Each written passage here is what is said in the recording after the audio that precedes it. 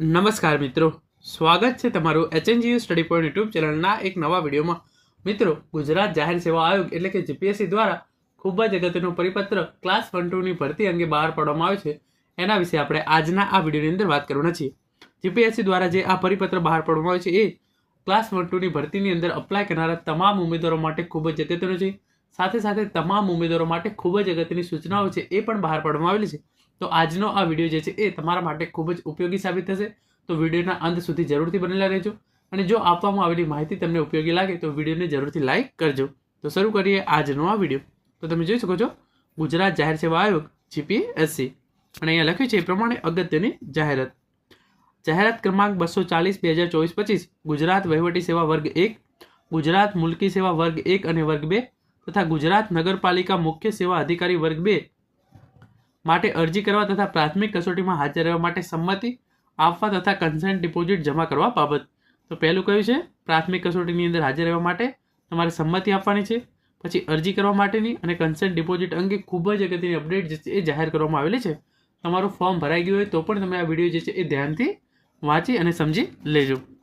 તો તમે જોઈ શકો છો અહીંયા પહેલું લખ્યું છે એ પ્રમાણે તારીખ 7/3/2025ના રોજ પ્રસિદ્ધ કરવામાં આવેલ મૂળ જાહેરાતમાં દર્શાવ્યા મુજબ નીચે પ્રમાણેની અરજી કન્સેન્ટની તારીખો ઉમેદવારોએ પુનઃ નોંધ લેવા માટે વિનંતી છે. તો અરજી કરવાનો સમયગાળો કયો છે? 7/3/2025થી તારીખ 23/3/2025 સુધીમાં તમે જીપીએસસી દ્વારા ક્લાસ 1-2ની જે આ ભરતી બહાર પાડવામાં આવેલી છે એના માટે અપ્લાય કરી શકો છો. પછી અરજી ફી ભરવાનો સમયગાળો કેટલો છે? જો તમે પોસ્ટ ઓફિસ થ્રુ ફી ભરો છો તો તમે તારીખ 24/3/2025 સુધીમાં આ જે છે એ ફી ભરી શકો છો. અને તમે ઓનલાઈન ફી ભરો છો તો તમે 24/3/2025 રાતના 12 વાગ્યા સુધી જે છે એ આ ફી ભરી શકો છો. પછી પ્રાથમિક કસોટીમાં હાજર રહેવાની સંમતિ, કન્સેન્ટ તથા કન્સેન્ટ ડિપોઝિટ ભરવા માટેનો સમયગાળો તારીખ 7/3/2025થી 24/3/2025 સવારે 10 વાગ્યા સુધી. તો જે પણ ઉમેદવારો અરજી કરે છે એમને ફરજિયાત સંમતિ આપવાની રહે છે કે હું જે છે એ પ્રાથમિક કસોટી એટલે કે જીપીએસસી દ્વારા જે પ્રિલિમ્સ પરીક્ષા લેવામાં આવે છે એની અંદર હાજર રહીશ. જે ફોર્મ ભરો છો એના સાથે સાથે તમારે કન્સેન્ટ આપવી ખૂબ જ જરૂરી છે અને સાથે સાથે કન્સેન્ટ ડિપોઝિટ છે એ પણ ભરવાની હોય છે. અહીંયા લખ્યું છે તમે જોઈ શકો છો પ્રાથમિક પરીક્ષામાં હાજર રહેવા માટે સંમતિ તથા કન્સેન્ટ ડિપોઝિટ 7/3/2025થી 24/3/2025 સવારે 10 વાગ્યા સુધીમાં અચૂક ભરવાનું રહેશે. 24/3/2025ના રોજ સવારે 10 કલાક બાદ કોઈ પણ ઉમેદવાર પરીક્ષા આપવાનું કન્સેન્ટ ફોર્મ તથા તે અંગેની કન્સેન્ટ ડિપોઝિટ ભરી શકશે નહીં. જે ઉમેદવારો નિયત સમયમાં આ કન્સેન્ટ ફોર્મ તથા કન્સેન્ટ ડિપોઝિટ નહીં ભરે તેવા ઉમેદવારોની પ્રસિદ્ધ જાહેરાતમાં કરવામાં આવેલી ઓનલાઈન અરજી રદ થશે. એટલે કે જો તમે ઓનલાઈન જે છે એ ફોર્મ ભરી દીધું છે પરંતુ કન્સેન્ટ ડિપોઝિટ ભરતા નથી તો પણ તમારું ફોર્મ જે છે એ રદ કરી દેવામાં આવશે. જીપીએસસી ક્લાસ 1-2ની ભરતી માટે કન્સેન્ટ ફોર્મ અને કન્સેન્ટ ડિપોઝિટ કઈ રીતે ભરવું એના રિલેટેડ મેં એક ઓલરેડી વિડીયો બનાવેલો છે જેની લિંક છે એ નીચે ડિસ્ક્રિપ્શન બોક્સની અંદર આપવામાં આવેલી છે. પ્રાથમિક કસોટીમાં હાજર રહેવા માટે સંમતિ તથા કન્સેન્ટ ડિપોઝિટ ભરવા અંગેની વિગતવાર માહિતી જે છે એ જીપીએસસી દ્વારા આપવામાં આવેલી છે. તો તમે જોઈ શકો છો જીપીએસસી વહીવટી સેવા વર્ગ 1, ગુજરાત મુલકી સેવા વર્ગ 1 અને 2 તથા ગુજરાત નગરપાલિકા મુખ્ય અધિકારી સેવા વર્ગ 2 જે એની પ્રિલિમિનરી એક્ઝામ છે એ તારીખ 20/4/2025ના રોજ લેવામાં આવનાર છે. અનુભવે જણાવેલ છે કે પરીક્ષામાં ઓનલાઈન ઉમેદવારી નોંધાવતા ઉમેદવારો પૈકી ઘણા ઉમેદવારો પરીક્ષામાં હાજર રહેતા નથી. પ્રાથમિક પરીક્ષાના આયોજન માટે નોંધાયેલા ઉમેદવારોની સંખ્યાને લઈ આયોજન કરવું પડતું હોય તે ખૂબ જ મોટા પાયે વ્યવસ્થા કરવાની થાય છે. જેમાં પરીક્ષા કેન્દ્રો, વર્ગખંડો અને જે તમામ જે છે એ વ્યવસ્થા કરવાની હોય છે એના કારણે ખાલી ખોટો જે છે એ ખર્ચો થાય છે. તો જે ઉમેદવારો પરીક્ષા આપવા માંગતા હોય એમણે સંમતિ ફોર્મ અને સંમતિ ડિપોઝિટ જે છે એ ભરવાની જ છે.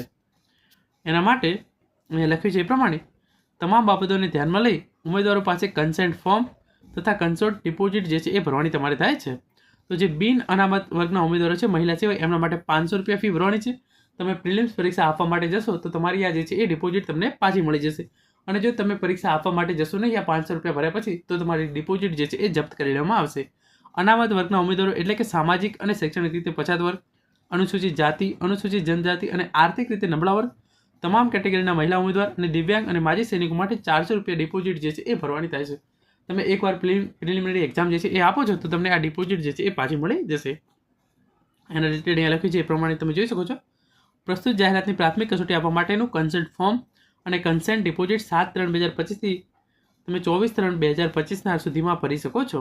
એના પછી તમે જે છે એ કન્સેન્ટ ફોર્મ અને કન્સેન્ટ ડિપોઝિટ જે છે એ ભરી શકો નહીં.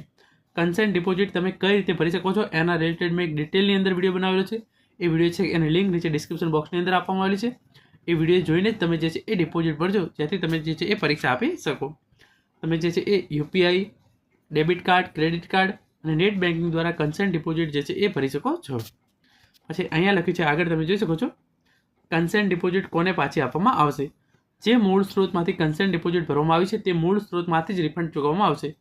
જો જ્યાંથી આ કન્સર્ન ડિપોઝિટ ભરવામાં આવી છે ત્યાંથી ચૂકવણીનો સ્ત્રોત બંધ, નિષ્ક્રિય થઈ જશે તો રિફંડ મળશે નહીં. તો એની જવાબદારી જીપીએસસીની રહેશે નહીં. એટલે કે તમે જે યુપીઆઈથી કન્સર્ન ડિપોઝિટ ભરો છો અથવા તો જે ડેબિટ કાર્ડ, ક્રેડિટ કાર્ડથી ભરો છો એની અંદર તમારી જે છે એ કન્સર્ન ડિપોઝિટ પાછી આપવામાં આવશે. માટે તમારે જે છે એ ફરજિયાત જે ચાલુ રહેતું હોય તમારું બેંક એકાઉન્ટ એમાંથી તમારે જે છે એ ડિપોઝિટ ભરવી જોઈએ.